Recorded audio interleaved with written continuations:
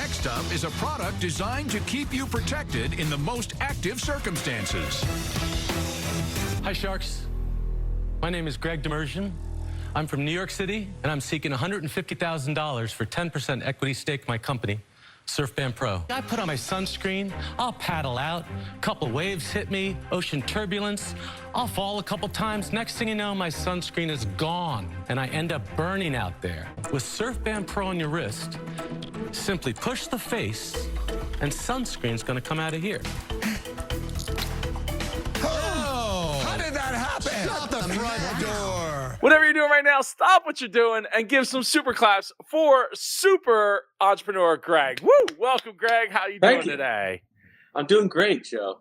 Thanks for having me glad on. to hear that. You are so welcome. We're going to do it different this time. Let's go right into how you were feeling when you were walking down the hallway. Oh boy. Here. How talk about some of the feelings that go through your mind. I was so happy that I could walk.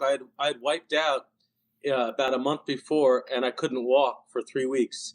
And I was on crutches up until about a week before I was there. And so I was so happy that I could actually walk. You look, going back, and now that you're explaining that, it looks like you're walking with purpose and a sense of not just relief of I'm in the tank, but yes, I haven't been walking very much, and darn it, I'm gonna do it. I'm gonna walk. And awesome. I was lying in bed for I was supposed to be there supposedly in Shark Tank or be airing it about 2 weeks before. And I had to call them up and say, guys, I had an accident. I can't walk. I'm doing the best that I can. I didn't tell them I couldn't walk. I just said I'm on crutches or on a cane, and I'm hoping that I get better. And can I get, how far in the future can we send this episode or this airing? So I was really happy that I was walking. So yeah. It was good that I was walking. I was literally on, I had a cane probably 3 or 4 days before, and I could only walk for a certain amount of time. And then standing still was even difficult. So I was happy that I was walking. That was a huge thing for me. I'd lie in bed and I'd sing the song, dun, dun, dun, dun, dun, dun, dun. While I couldn't walk, I was like, I'm going to get there. I'm going to walk. So that actually was a difficult time. I knew that I was going on the show, and suddenly I couldn't walk. So that's what I was doing when I was walking down the corridor there. That is glad I'm walking. Yeah, well, me too. I mean, I think a cane though or crutches would have maybe sold the product a little bit more. Because I'm not just talking about surfing. I'm doing it, and that's why I'm here on crutches today because surf happens. Next time. No, So were you other than that though, were you feeling confident about your initial offer, $150,000 for 10%, and the pitch that you were about to deliver?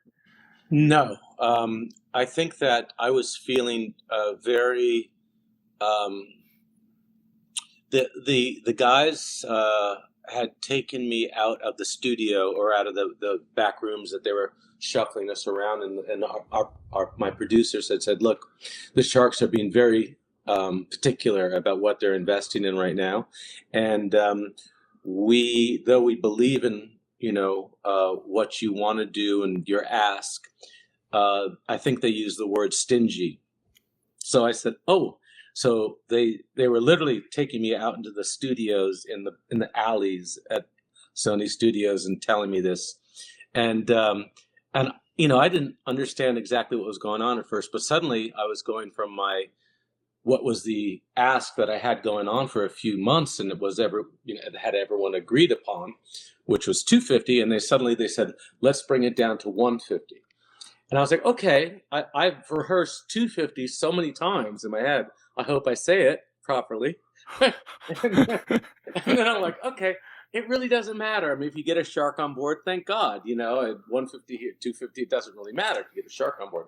So I agreed, and we had a fun moment because I was pretending that they were, beating me up in the alley, and I was doing the old 50s movie of someone getting beat up in the alley.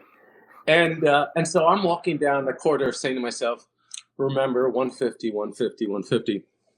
a strange moment had happened before I'd gone on. There's a guy that stands there with you, and he starts telling you about the countdown, and you're standing there by yourself before the door is open. And he goes, "Oh, Surf Band Pro." He's like, "Ah, yeah, it's a surfing band, like a music band." And I'm just listening to him like, I'm not really in the mood for a conversation right now. I'm really, concentrating. And he's like, and I can't remember whether he said Dick Dale or who he said, he's like, "Oh my God, that guy just had such a tragic death and failure and such a tragic end of his life." And I'm just like, dude, get away from me. Stop talking to me about, some tragedy that's happened. I'm about to go on to this thing that I've been prepping for. Why are you even saying this to me? I thought it was actually completely unprofessional on his part. And so I'm like, stop, just go away. And you're sitting there and, your heart's beating and you're wanting to make the best of the situation.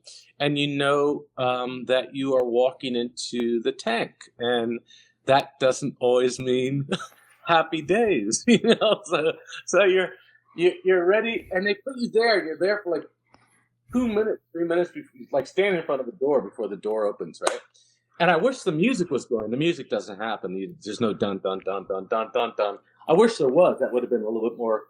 Being a musician, I would have been a little bit more excited about that. But there's no music, and then you go out there and you stand there for 45 seconds without anything going on, and you just have to stand in the place supposedly for all the cameras to focus and stuff like that.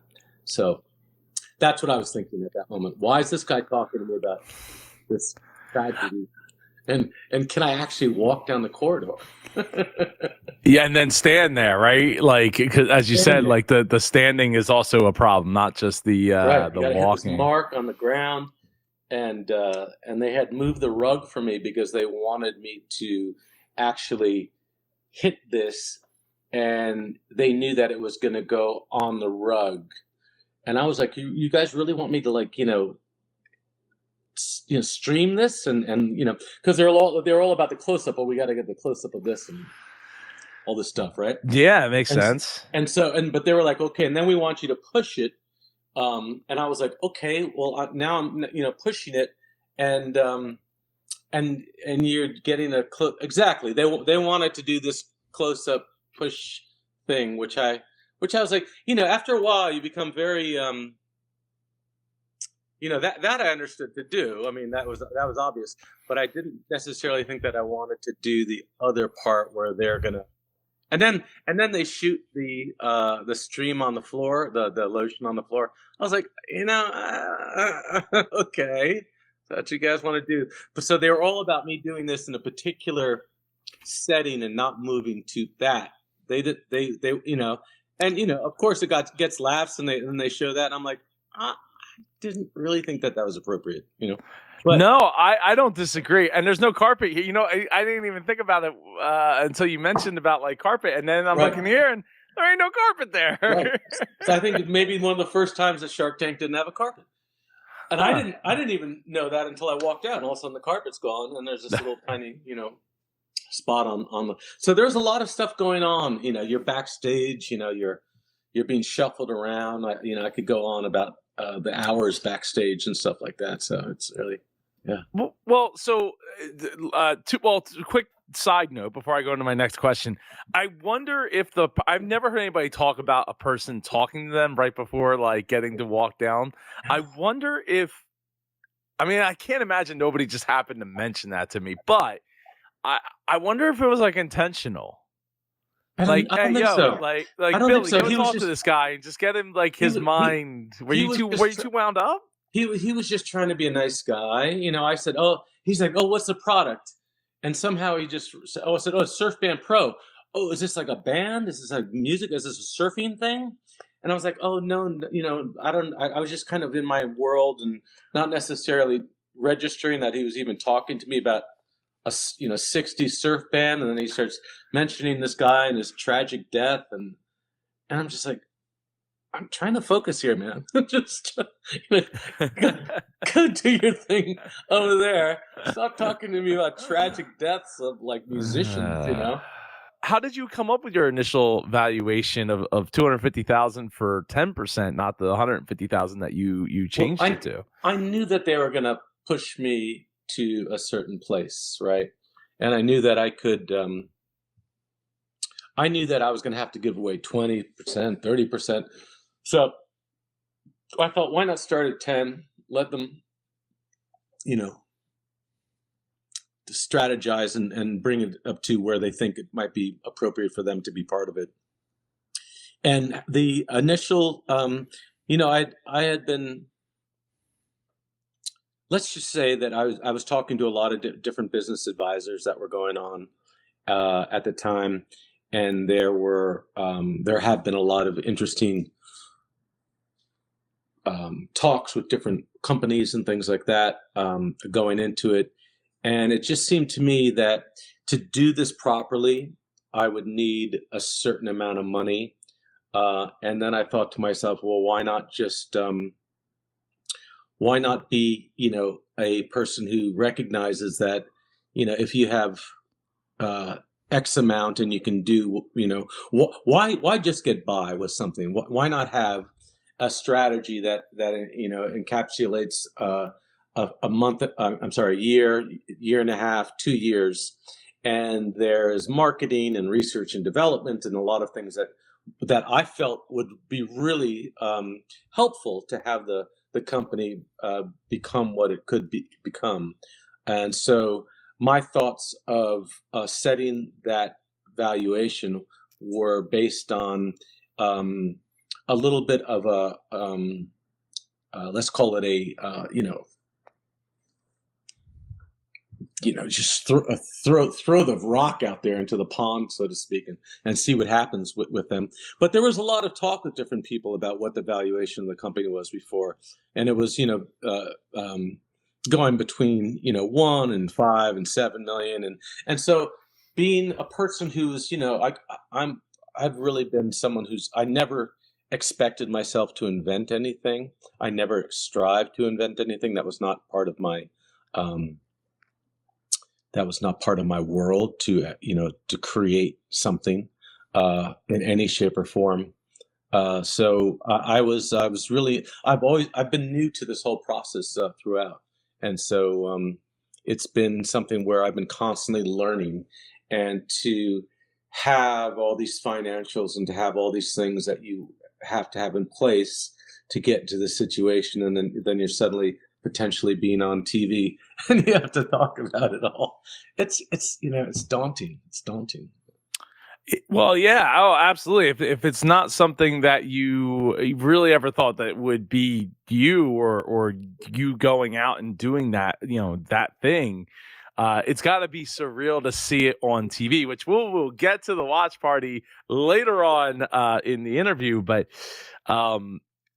going into it, did you have a shark in mind that you were thinking that you would be able to secure a deal with, or you were aiming for a deal with? Yes. After watching for so many years, it was obvious to me that Lori was the warm shark, as she calls herself. And she has always been involved in health and different innovative things. And she herself has been an an inventor. And I always just admired her questions and her responses to people, and I also recognize that Damon, being from New York, and just the people that I'm sure Damon and I have a lot of people in common that we just know just from being in New York and the music business and different other things. And so I just thought that maybe I just like Damon. I've always loved Damon just as an individual. And then I thought Mark Cuban, just because of some of the businesses that he's invested in, the stand-up paddle business. There was this other hand body surfing business that he invested in, where you have this paddle on your hand, so I just thought, well, water sports products, I could see. And then as well, from all the different sports initiatives that this could be partnered with. I also thought that Mark would be a potential partner. So I thought that Mark, Damon, Laurie, and then of course Damon wasn't there. And so that was kind of my thoughts. And I really like Rob, but I recognize that the technology and security side wasn't really necessarily up his wheelhouse for this kind of thing. So it was really a matter of me walking in there saying, "Okay, Laurie's here, Mark's here. Let's try to impress them, so to speak, or talk to them." And I really wasn't so focused on,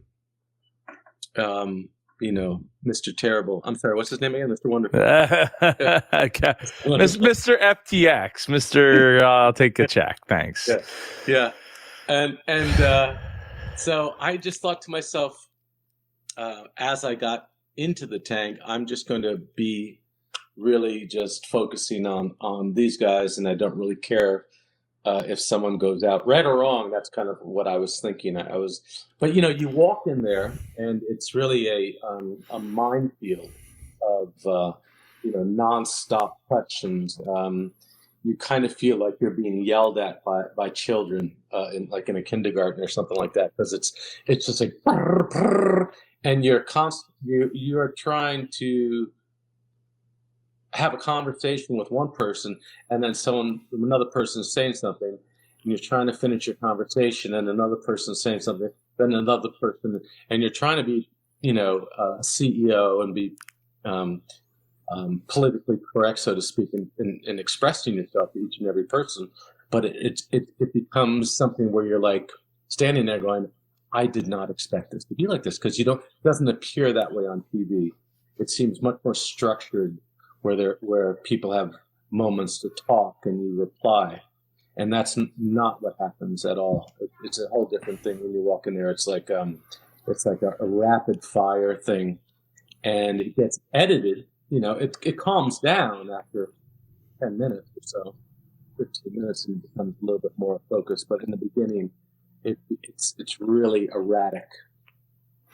Yeah, we saw that with the live episode, that a lot of people did not care for the live episode, not just because of the audience in the background, but because the sharks are yelling over each other, and like they weren't used to that. Like, but that's actually what's happening. They edit. Yes, they have they world-class editors. It seems like they're trying to get attention for themselves to ask the questions, because I couldn't understand. Because the questions were good, but they didn't even want to hear the answers of the questions being asked from the other sharks. And I thought to myself, are they just trying to get airtime? Yes. Ding, ding, ding. And you had the bandwidth to think that in the tank? Oh my God, yeah. Wow. Yeah, I probably would be thinking that too. But that is unfortunately part of the problem with having 5 big, ego-esque personalities all on the show at once, all competing to constantly justify their role in the show, right? I mean, they're only on so many episodes because there's 6 of them, plus you have guest episodes. So you have even more, like that's one less seat that they can fill, and they have to make it splashy in order to get that airtime and stay relevant. But it's almost counterproductive, because you don't have the ability to center yourself and answer a question properly and establish what you're trying to say. It's too, like I said, erratic. It's too inconsiderate of, there's too many interruptions. When someone's trying to have a conversation, even with one person, and someone's trying to interrupt, that's a problem, much less 3 other people trying to interrupt at the same time. And you're just walking out and you didn't know this, even after all the years that you watched the shows. And you're like, oh my God, hold on. I'll be right with you. And yeah, okay, coming back to you. It's like one of these kind of like, so that's where all of a sudden I was like, wow, are these kids in a kindergarten, wanting their juice and cookies? That's kind of what was in my mind at that moment. And I just thought, you guys are already stars, what are you trying to do? It's like, why are you trying to take over each other's, so I suddenly walked in there and I was like, oh my God, what am I doing here? That was I started thinking, wow, I did not expect this. It was off-putting. And then I was like, concentrate, you don't get to see the behind the scenes. Just go with it and try to be as, CEO diplomatic as possible. That was my mantra, trying to be as controlled and as, appearing as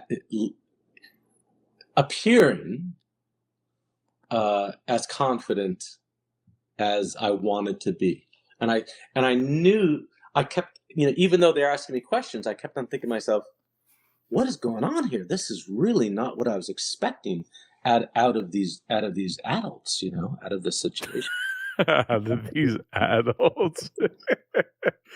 Okay. Well, how long were you on the not so carpet? I think I was, you lose track of time. They don't, they're like, don't, they tell you different things. Don't, you're not bringing your cell phone out there. And I think I was there. It seemed like 20 minutes, maybe 25 minutes, but it might have been 35, 40 minutes, not 40. It's more like maybe it's 25, 35, 30, somewhere around there.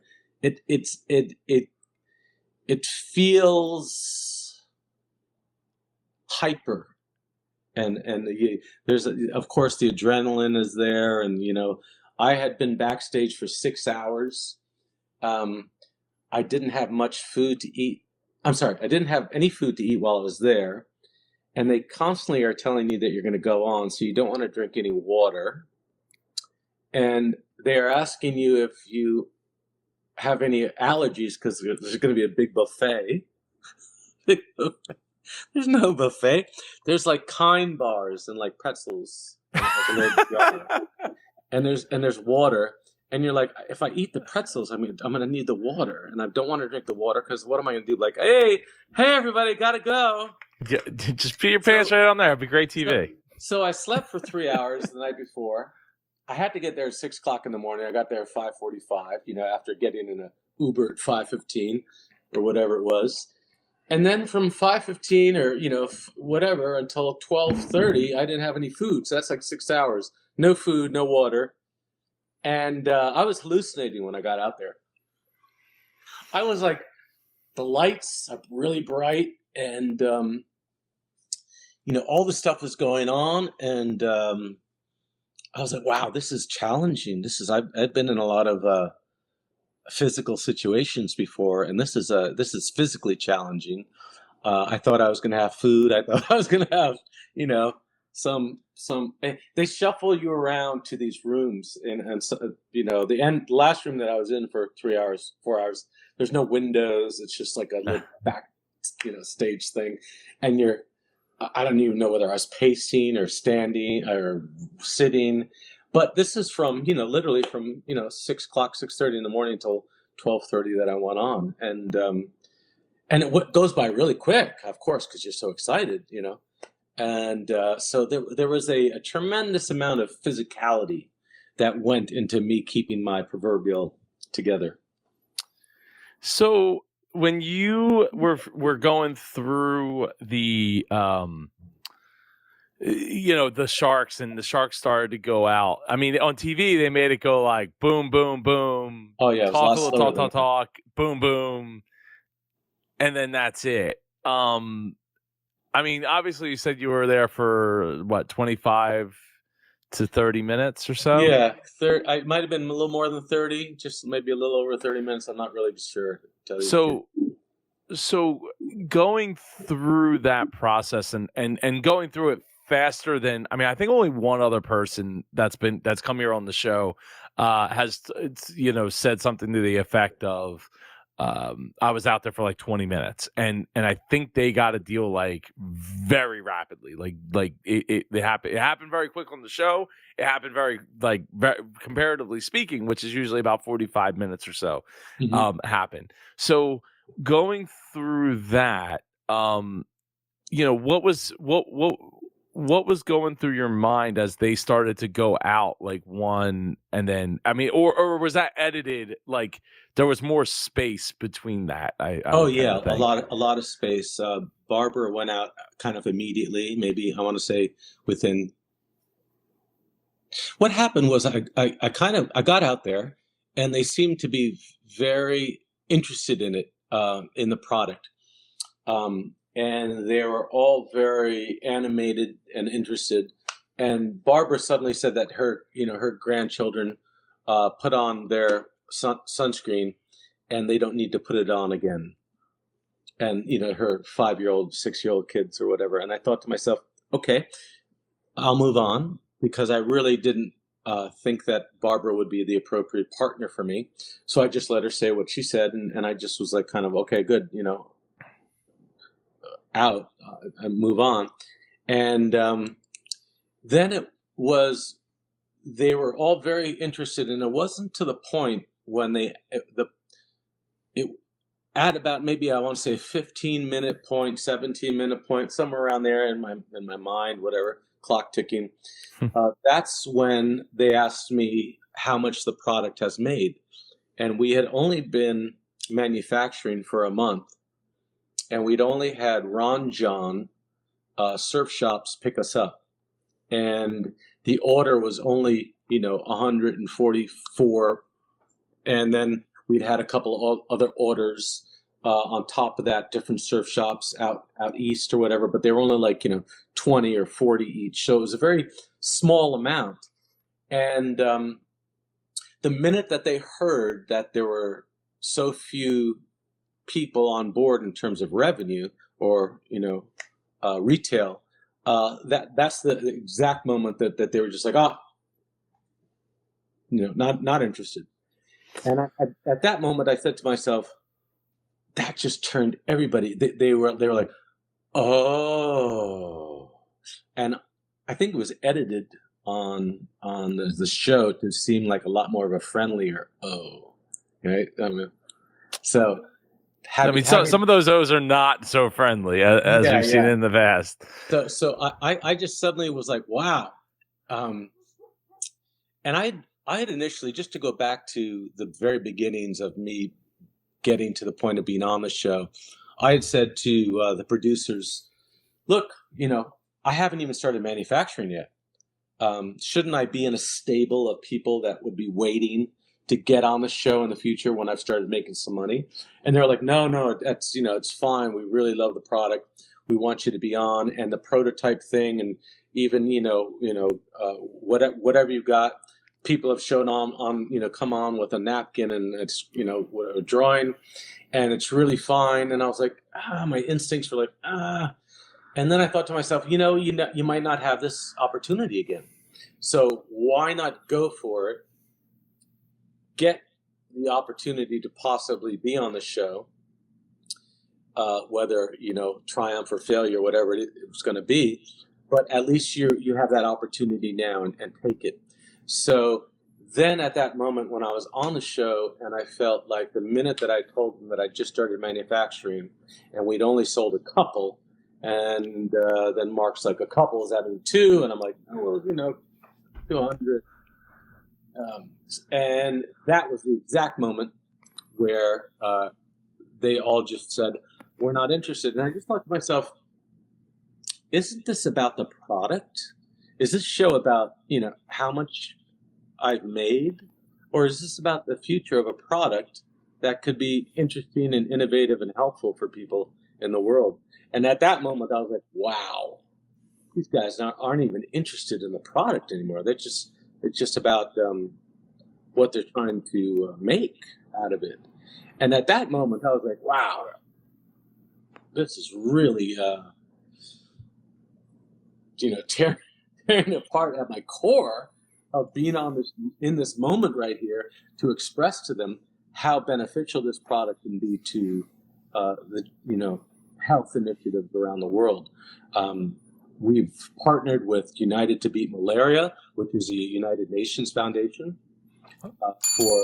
for the ability for this product and the potential of this product to be then used as a mosquito repellent for sub-Saharan communities since the show. That is so awesome that how I felt about it, of it having other, purposes other than just sunscreen, I think is so important that other people see it and get that. And yeah, I get the name Surf Band. Like, you could go so many different ways with it in people's minds.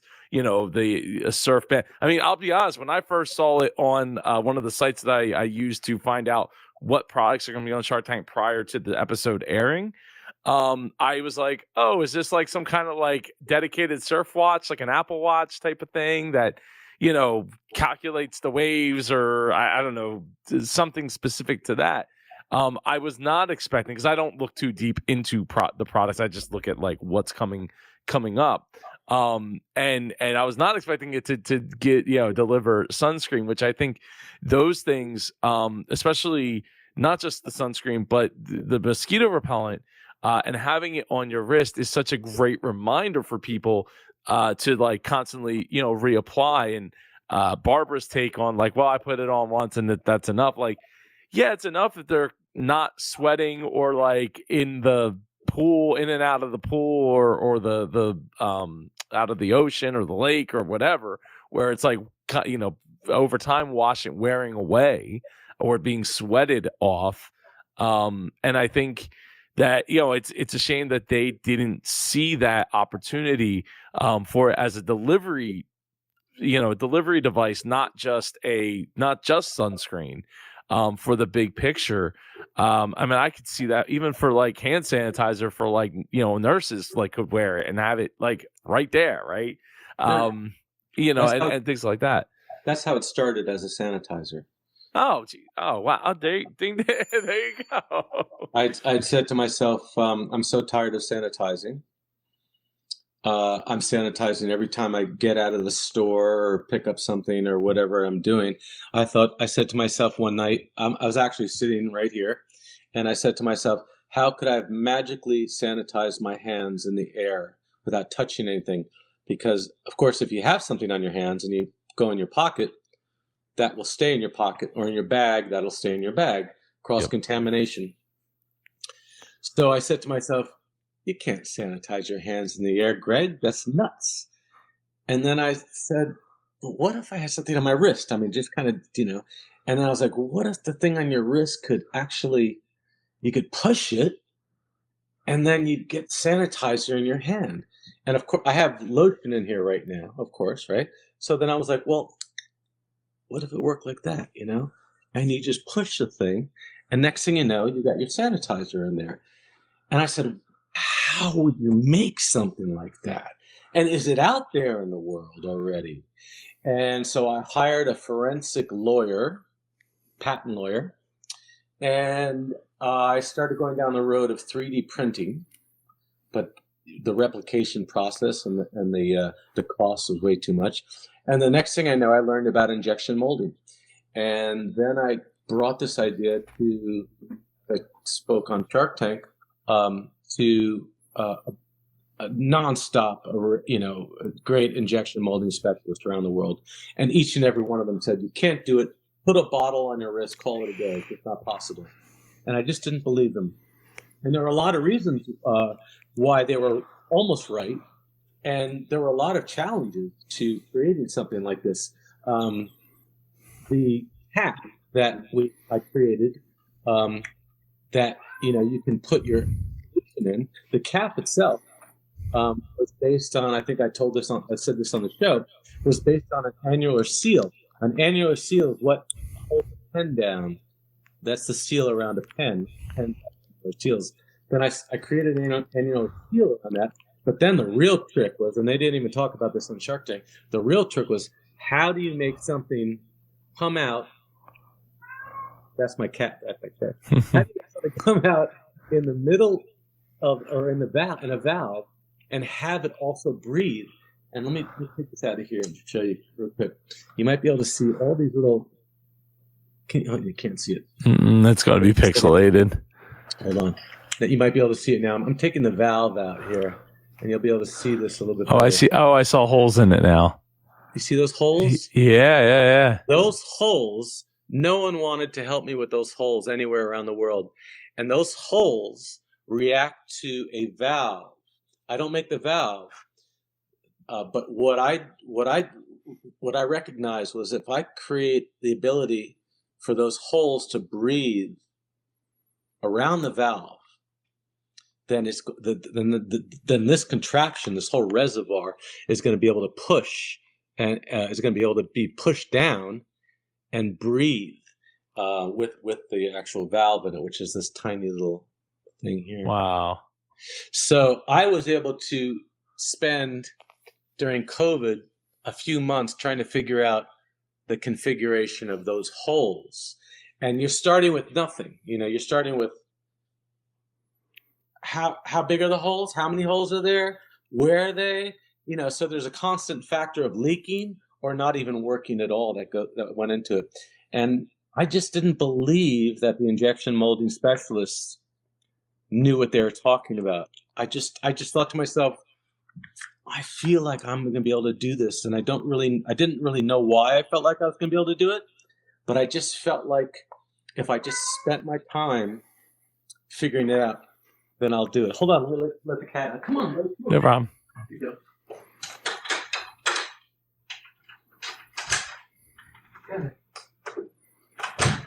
So, long story short, it was a tremendous amount of self-belief and challenges, and nonstop working with the team that I was working with initially. They gave up on me after the 17 different injection molding specialists, even from Johnson & Johnson, Procter & Gamble. They all gave up on me. Wow. They just said, you can't do it. The team that I hired and paid, they gave up on me. And then I hired this one guy in Jordan in the Middle East, off a Fiverr network, Like Upwork or something? Yeah, Upwork, Fiverr. Yeah. Yeah. And I told him where I was with this, and I have him sign an NDA. And I told him that I think that I'm going to be able to figure it out, but it's going to take us some time. And his costs, of course, were a lot less. And so I spent a good month and a half with him, and constant prototypes that would 3D printed and then FedEx to me. And this is all during COVID, right? So no one's flying anywhere, no one's going anywhere. And first I started doing one or two prototypes, and then I was like, why don't I make more holes, more configurations, more size differences? Why don't I do 10 at a time? No, I love it. That's awesome. So after all the sharks go out, it got a little uncomfortable there. Well, yes, and the producers tell you not to leave. Now, maybe that's new, but they told me, do not leave until they throw you out. Now, I'm a polite person. Even though I grew up in New York, I'm still polite sometimes. And they said to me, do not leave until they throw you out. So I thought to myself, okay, well, there's going to be a moment where either they're all going to go out or I'm going to be in, glory, triumph, and, hallelujah. But that didn't happen. And next thing I know, I'm thinking to myself, they really didn't get it. They really didn't understand the value of this being able to be something that's built on protecting people all around the world for, whether it's melanoma or, malaria or sanitization viruses. They just didn't get it. And, the most instantly accessible way to put a protective solution on in the world to date. They just didn't get it. And I thought to myself, okay, now the New Yorker in me is coming out, right? So I said to them, this wasn't on the show, of course. This wasn't on the show. So I'm there, and of course they don't show this, but I'm like holding up my wrist. I'll try to recreate it. Hold up my wrist, saying to them, don't you people even understand what this thing does? Do you not even understand what silence? And I said to them, this whole thing has a ring to it, don't you think? And they're like, ring? And I'm like, yeah, ring.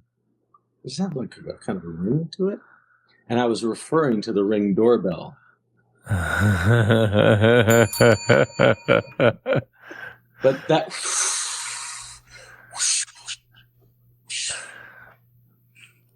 now, is this product ever going to become that successful? No, I don't. It could maybe one day, but I just thought to myself, why not just give it the extra heave-ho? Did Shark Tank reach out to you, or did you apply for Shark Tank?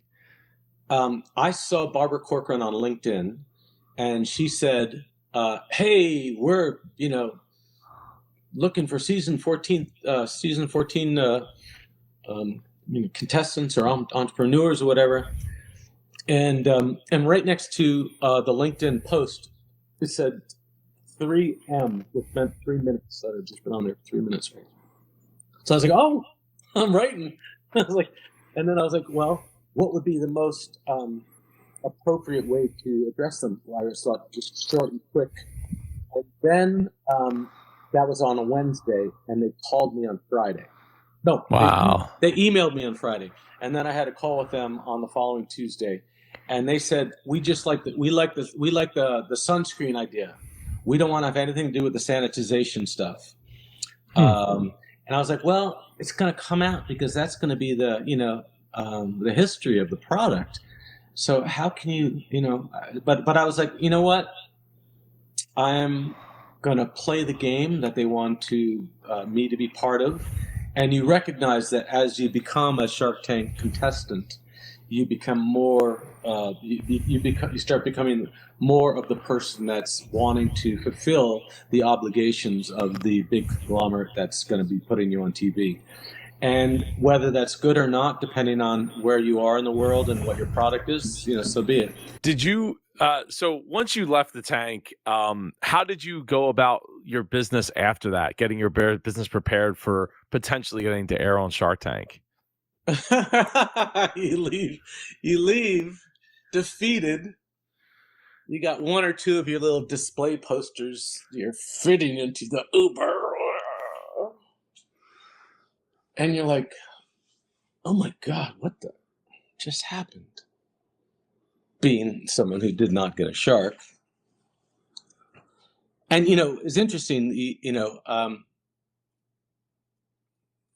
the executive producer, Clay Newbill, was so supportive. And the whole team, the whole Shark Tank, the producers, everyone was so supportive throughout the whole interrogation process. And the Zoom calls and the due diligence and the everything that harder than getting into Harvard kind of thing. And hours and hours and hours. And Clay had said on a Zoom call with the whole production team, he was like, this product has endless consumers, Greg. You're going to do so well. And I trusted that he was saying what he believed. And the defeat of getting into that Uber with my, a couple of my displays on the show was monumental in terms of a moment for me. And so fast forward a day later, 2 days later, you're in this world where you're like, oh my God, what the F just happened, right? Fast forward a week later, you're like, well, I've got two choices. I have two choices right now. Diminish, burn down, turn into dust, or you rise, and you put on a new element of new wings, new feathers, new way to approach whatever you're doing, and in essence, proving yourself, so to speak, proving them wrong, right? And I always felt that this product just needs someone to recognize its its worth in terms of the world of health and the initiative that it could be part of. And then fast forward about a month later, you start talking to the United Nations, and they're like, "Wow, great product for day-biting mosquitoes because there's nothing out there." And then you start talking to more people that acknowledge that you're on the show. Then you never know whether you're going to be on the show or not. And of course, because I wasn't picked up by a shark, you're thinking, no, they're just not going to show it. And it wasn't until 3 weeks before the show, basically to the day, that I heard that we had the potential of going on. Kind of a question. Do you want to go on, kind of thing? We want you to go on. And I was like, well, I didn't know that this was an actual question. I thought they just did whatever they wanted to do. And I really respected that. But then you are in the position where, what are they going to make me look like? I knew what happened. I'm a film editor. I am an effects presentation specialist. I mean, that's been my job for 15, 20 years. I know a lot about video and effects and presentations and things. And I thought to myself, this could go two ways. And then you think to yourself, oh my God. So now I'm promoting something where I didn't get a shark and I've lost. And I am now having the option to have it shown in front of my friends and people that know me. And you have to really start thinking about what you want, and I started thinking, well, it's going to give the ability for this product to be seen by people. And it's going to, I think that someone is going to recognize its worth and recognize the intelligence behind the product and what it can possibly do for people in the world. And I thought to myself, I will, fall on the proverbial sword of making myself look like an idiot if that's what they want to do, hoping that they weren't going to do that, but not necessarily knowing what was going to happen. And you say yes. I said yes. And then suddenly you're in this position where you really didn't think that you were going to be on the show all these months. And now you're, wow, March 3rd, I'm going to be on at 8 o'clock. Website, I had spent an extraordinary amount of money getting to the point that I got to. Because of some of the manufacturing issues that I had, I did not have the ability to have the funds in place that I wanted to have. That's a whole other system I'm going to right now. Suddenly I thought to myself, wow, here's a moment where this is giving the general public the ability to judge the product, not sharks. The sharks, if you couldn't judge, they've already judged it. I know that, but it could go two ways in terms of my pride, I could be very happy with what's going on. Or I could just be like, oh no, not again. So I just said, okay, run with it. Let's do it. And so then there's the 3 weeks. I can manufacture my product in 3 weeks, but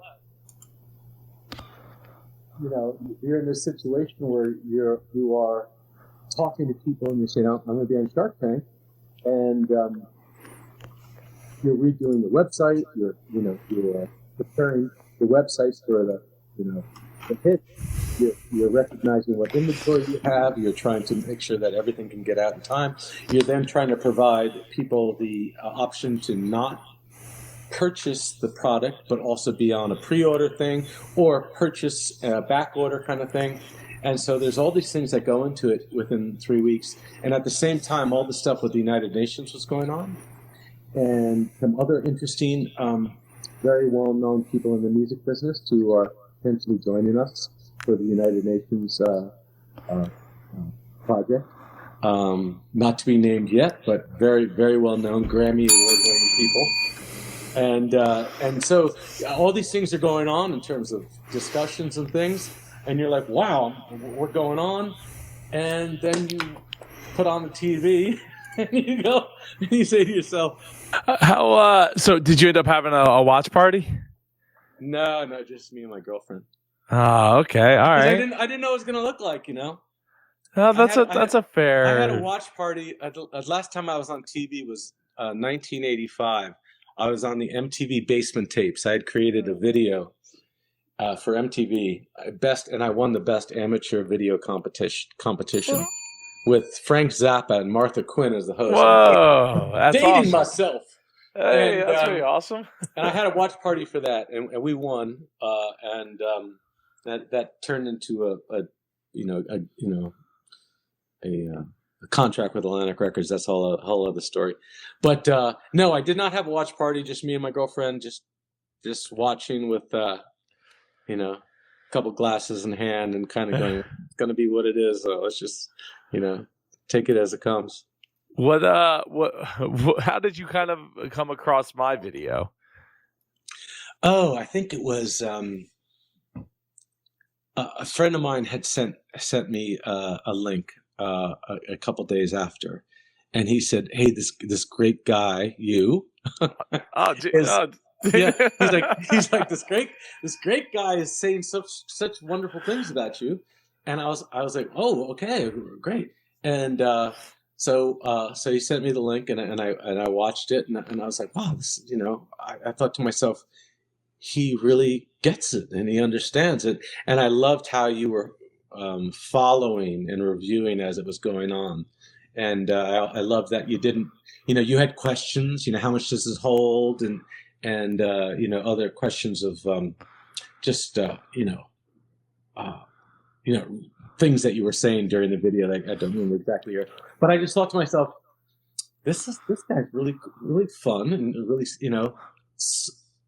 has a very wonderful way of expressing himself, and I just thought to myself, I dig him, and then next thing you know, we're talking, and here we are. So yeah, that's awesome. No, I'm glad that you enjoy it. I appreciate the compliments. I know that every person that goes on Shark Tank is a real person with in theory, with a product that they created. In some cases, it's a little dicey, but they are real people with a real business that aren't playing a character and aren't necessarily there competing for airtime like the Sharks are, apparently, allegedly, Right. Which I think is pretty obvious that they are, especially when we hear some of the behind the scenes stories of things that happened but didn't make it to air. It's like, wow, like some things that were said, or there's some things that happened that just, and you kind of see it too, like the pictures that are shared, like, oh, I got to deal with Mark, but like, here's my picture with Kevin trying it out, or stuff like that. It's like it's all there for you to figure out. You just got to put the pieces together, right? And yeah, so I think for me, like, I come as an advocate of the entrepreneur, as the inventor, and of just trying to figure out, like, it might not be for me, but there doesn't mean that there isn't a person, or there's a butt for every seat. It's just how many people are for that seat, right? And that's the question. And so I like to be as positive. I mean, in general, that's the whole be super thing. Oh, it's all in the way. That's what the whole be super thing's about, right? Go and be that super person to inspire other people around you. And that's how I want to come at these videos with. I think a lot of people expect, like, and I've seen other reaction channels that are just dunking on entrepreneurs from Shark Tank specifically. And I don't necessarily agree with that. Like, these are real people that the Shark Tank didn't call you up and said, yo, this isn't Maury, right? This isn't Jerry Springer, where they're like, hey, we need some actors to come here. Here's your line, or maybe not here's your lines, but here's your go-to, what you're going for, the vibe you're going for, roll with it, do some Right. improv on stage and we'll all get paid. Right. That's not what this is. And I think one of the great reasons that it is one of, if not the best reality shows of all time, because of the fact that The producers are there. They're on your team. The editors are, for the most part, on the team of the entrepreneurs, trying to make everybody look as good, because it's also a brand at this point. The Shark Tank product brand. It's bigger than just any individual shark or any individual product. So I think it's really important for us to all remember that when we're watching, and like, this is a stupid idea. You know, people in the comments will be like, this is stupid. Nobody would ever want this. Like, no, that's not like, that's not really necessarily true just because you don't see it. Mhm. But I do. So how can, so you've already kind of alluded to what the future is looking like. Were the sales of the product the night of Shark Tank and going forward, were they as lower than you kind of expected, around where you expected, or greater than you expected? Greater than what I expected. We sold out very quickly. That the phone was the sound of the phone, ding ding ding ding ding. You know, the Shopify bell.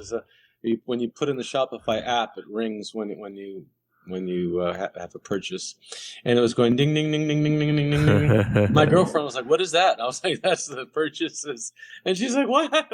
So that went on, and that continued for on and off for days, and it's still going well, and then you take that monies and you put it into new inventory, and we've gotten new inventory in, and now we're launching. Now the bunch of licensing opportunities have come forward to me, and major brands, sunscreen brands, and major mosquito repellent brands, and I've also partnered with a licensing person now, because what I'd like to have is when our research program starts with the United Nations, I want to have like a character on here, like a Disney character, a Marvel character, a superhero. Yeah. So we're talking to Warner Brothers right now, and talking to Hasbro, and talking to Disney about the ability to put their characters on. And then I also want them to possibly come on board for a social responsibility angle factor. And so the combination of finding the right experienced investors that I feel are who recognize the moment that we are right now, and can bring their experience into this, that could be something that happens sooner than later, or if that doesn't, if I don't necessarily want that to happen, because a licensing opportunity sets itself into play, there are different things that I'm just trying to evaluate as time's going on right now, and I'm trying to be very smart about it. Of course, you want to hold on to your equity, and if you've got a little bit, so to speak, to support yourself, and you don't have to necessarily jump onto the first bandwagon that comes along. I know that we have faced a lot of challenges in manufacturing that we've gotten through. We've faced a lot of other challenges in terms of getting to the point of this where we are now, and I think the need for me to consider the next steps very carefully are very important, considering how much is in play with United Nations, with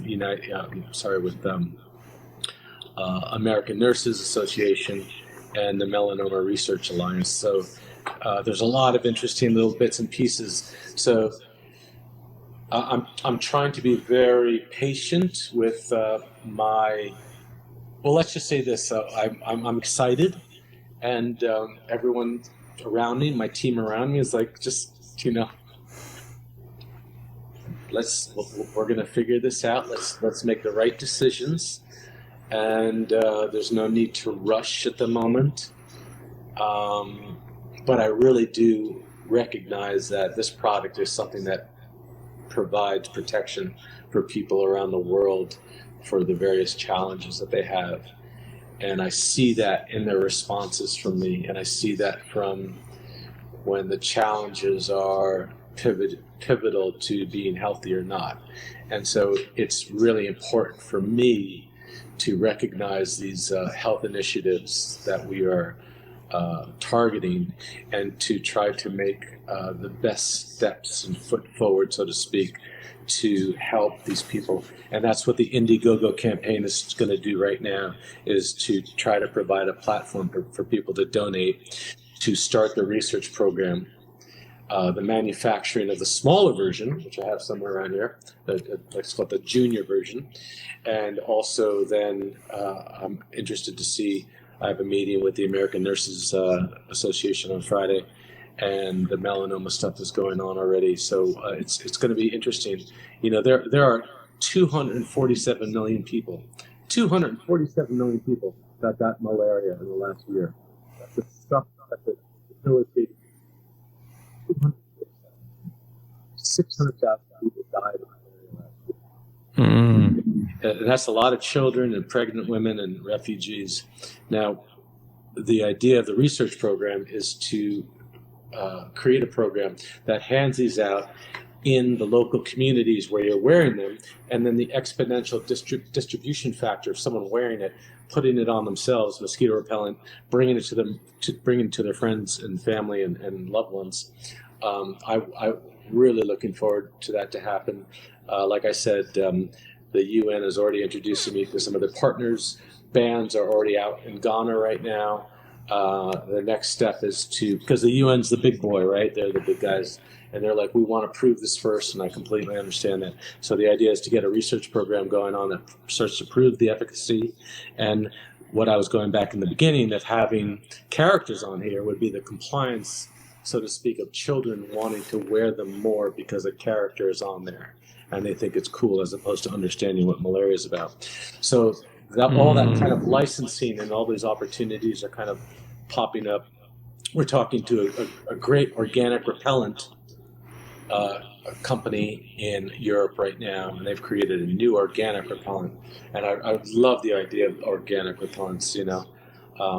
But as it stands right now, I'm really interested in creating this research and moving ahead with donating these bands, whether it's to malaria or to melanoma or to healthcare contagions initiatives, and to just further the prospect of providing protection and helping people. I've always wanted to help people, and I never knew what it was going to be.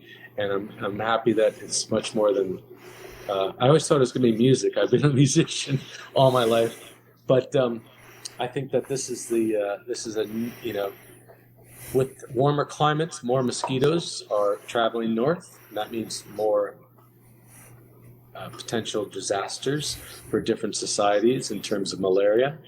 Melanoma, sun's getting warmer climates, more melanoma.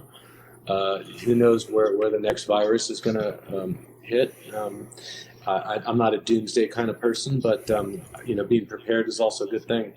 Having the ability to instantly sanitize your hands during the day is a wonderful thing, which I've done for many days on end. And so, yeah. So I'm happy about where I am right now. I want it to move quicker, and if you're someone out there that recognizes the potential of this, get in touch. Well, how should they go about getting in touch? Well, we've got right now the surfbandpro.com is the website right now that you can purchase it on.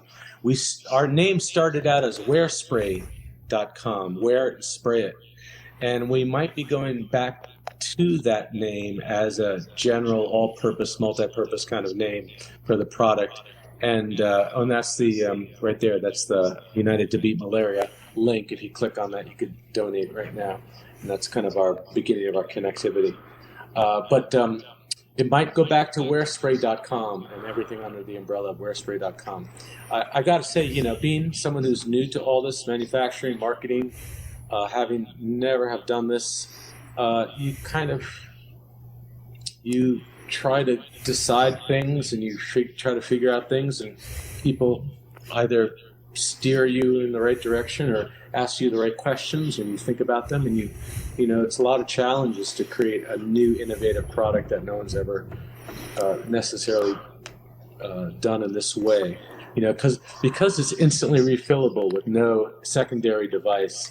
That's really different than a lot of products. And because it has the ability to, in the future have a watch on here. Yeah. And looks good. I mean, it looks, and these are, I can pop this right into here. This kind of goes right in by itself. And you could switch these out and have different colors. These could be, glow in the dark. These can also have an RFID chip in them. And an RFID chip is a radio frequency identification chip. And that means that you could be wearing this, get into your hotel room, purchase a hamburger, know where your kids are, buy a glass of wine, whatever it is. This thing can be an all-purpose device. They have these on. Use it as a magic band in Disney World. That's exactly. Yeah, ding, ding. There we go. Disney World. But it also offers you protection, right? Not just a magic band; it offers you protection too. Absolutely.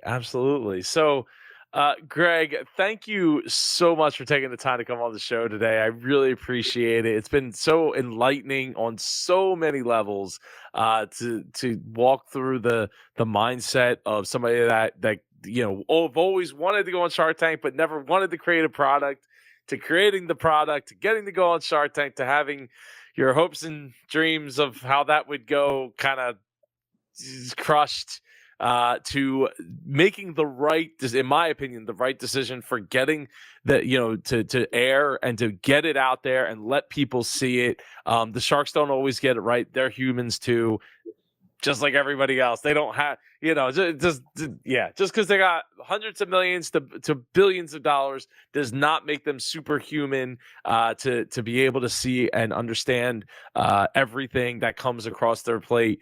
To me, $150,000 for 10%, even if they had pushed you to 20% or 30%, I think that it's a missed opportunity on their part to be able to work with you. You seem like a really great guy. And I really appreciate you taking time today to be here with us. Hey, Joe, I had no idea this was going to be so much fun. I really appreciate it. I'm so glad to hear that. That makes it all worth it. Greg, thanks again. I appreciate you for taking the time to watch all the way to the end. I know it's a bit of a long one, but it's okay because there was so much good information here. I'll see if you haven't watched Greg's pitch, go click up here. If not, I'll see you in the video down below. Take care and go be super. See you guys. Here it goes. Boom.